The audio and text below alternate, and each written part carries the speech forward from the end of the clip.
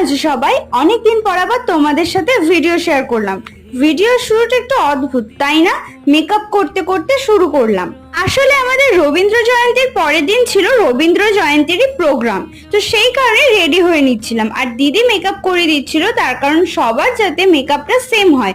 আর সব থেকে বড় কথা, আমি মেকআপ অতটা খুব একটা ভালো পাই না, সেই জন্য যেহেতু আমি ফার্স্টে চলে গিয়েছিলাম, সেহেতু দিদি সবার আগে আমাকেই মেকআপ করে দিচ্ছিল। মেকআপ করার পরে আমার সখী আমার পায়ে আলতা পরিয়ে দিচ্ছিল, আর আমি আমার সখীর কপালে কলকা এঁকে দিচ্ছিলাম।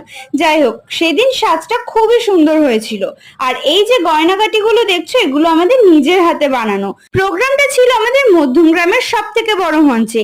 এই নিয়ে সেকেন্ড বার আমি পারফর্ম করার সুযোগ পেলাম এখানে। ছোটবেলায় একবার করেছিলাম, আর এইবার এই নাচের ভিডিওটা আমি লং ভিডিওতে আপলোড করে নেবো, তোমরা দেখে নিও। আজকের মতো এতটুকু, দেখা হচ্ছে নেক্সট ভিডিওতে। বাই।